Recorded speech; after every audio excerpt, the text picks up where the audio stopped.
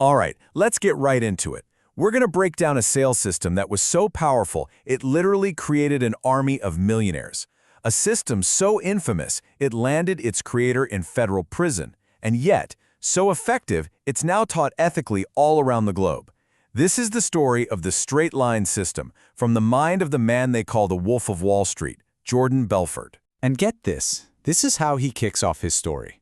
No apologies, no holding back. He basically says, yeah, I was born with a gift to sell anything to anyone. But honestly, that's not even the most interesting part. What's truly wild is his second, much rarer gift. So what was that second gift? Well, it was the ability to take pretty much anyone, and I mean anyone, regardless of their background, their education, whatever, and transform them into a world-class deal closer almost overnight. I know, it sounds like a ridiculously bold claim, but he had the receipts to prove it. Back at his firm, Stratton Oakmont, this system took these regular, working-class kids with zero experience and just started turning them into millionaires, like it was an assembly line. It was basically a cheat code for the American dream, you know? It just leveled the playing field for anybody who was willing to learn it. But, and this is a big but, that's where the whole story takes a very dark turn. The raw, unfiltered version of the system was just too powerful. It was pure success with absolutely no restraint. Power without any responsibility. And it just burned through everything in its path, including Belfort himself. But that disaster, that whole cautionary tale, actually led to a rebirth. After he lost it all, he spent years refining the system, stripping out all the high-pressure, destructive stuff, and rebuilding it on a solid foundation of ethics and integrity. And that powerful, elegant system, well, that's what's being used today. So, let's dig into the core philosophy of the straight line. It all kicked off with this one single idea that at first sounded completely nuts. Imagine this, a boardroom packed with struggling salesmen, and Belfort just stands up and says, guys, every sale is the same. And you can just picture the room, right? They're all thinking, what is this guy talking about? I mean, every customer is different. They've got different needs, different fears, different objections. How on earth could every single one of those conversations follow the exact same path? It felt impossible. So he told them, okay, write them down. Every single objection you've ever heard in your life. And the whiteboard just filled up with this chaotic storm of reasons why people say no. I mean, it's the kind of list that would make any salesperson want to just pack it in. But then, when they were finally done, after they'd scraped the bottom of the barrel for every excuse in the book, they stopped. And the total number of unique objections they came up with, you're not going to believe it. Just 14. And really, most of those were just slightly different ways of saying the same thing. And this is the big aha moment. Belfort realized that all those objections, they're just smokescreens. They're not the real reason someone says no. The real reason, the only reason, underneath it all, is a lack of certainty. That's it. Every single sale is really just a journey from uncertainty to absolute, rock-solid certainty. And from that one incredibly powerful insight, the system itself was born. It's really just a simple visual roadmap for any conversation, and it's designed to build one thing and one thing only: certainty. So at its heart, the system is super simple. Just picture a straight line. On the far left, you've got the open. That's the start of the conversation. On the far right, you've got the close. That's where you make the deal. Your only job, your entire goal is to keep the conversation on that line, always moving forward.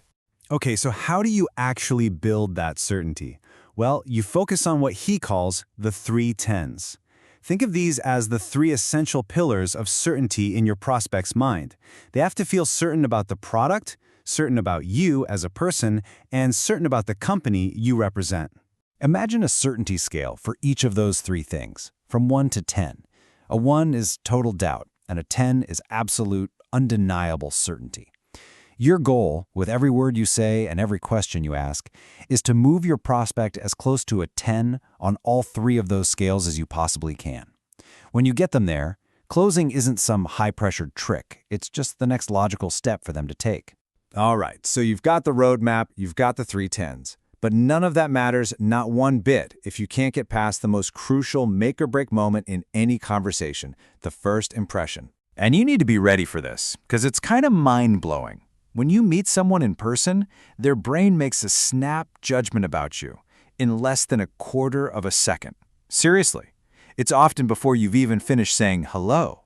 Now, over the phone, things are a little better, but not by much. You get a 4-second window. That's it. 4 seconds to grab control of the conversation and make the other person actually want to listen to you. If you blow those first 4 seconds, the sale is already dead in the water. So what on earth do you have to do in that tiny little window? You have to instantly project 3 things. 1, that you are sharp as a tack. 2, that you are enthusiastic as hell. And 3, that you are an absolute expert in your field.